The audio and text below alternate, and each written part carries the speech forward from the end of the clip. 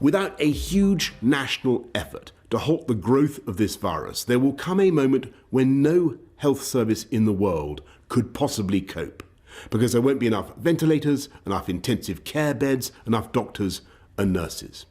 And as we've seen elsewhere in other countries that also have fantastic healthcare systems, that is the moment of real danger.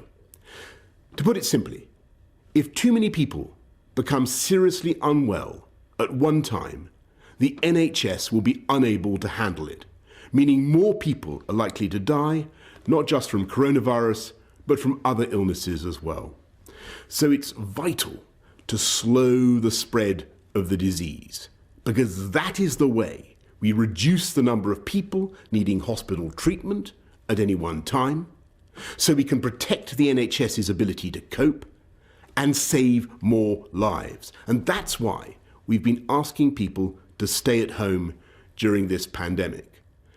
But in this fight, we can be in no doubt that each and every one of us is directly enlisted. Each and every one of us is now obliged to join together to halt the spread of this disease, to protect our NHS and to save many, many thousands of lives. We will beat the coronavirus, and we will beat it together. And therefore, I urge you, at this moment of national emergency, to stay at home, protect our NHS, and save lives. Thank you.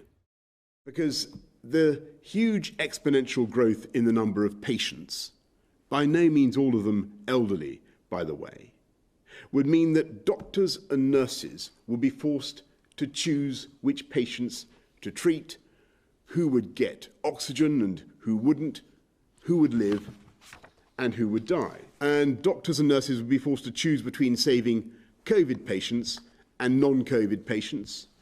And the sheer weight of COVID demand would mean depriving tens of thousands, if not hundreds of thousands, if not millions of non-COVID patients of the care they need. And it's crucial to grasp this, that the general threat to public health comes not from focusing too much on COVID, but from not focusing enough, from failing to get it under control.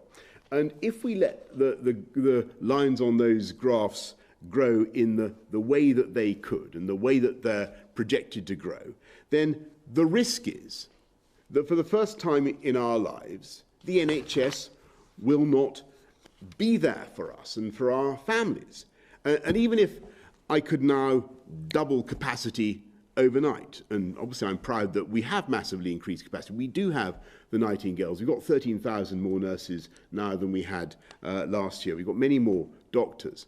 But it still would not be enough, because the virus is doubling faster than we can conceivably add capacity.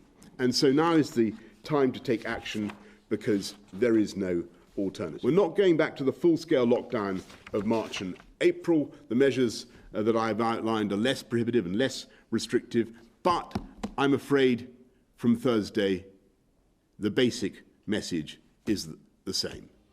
Stay at home, protect the NHS, and save lives.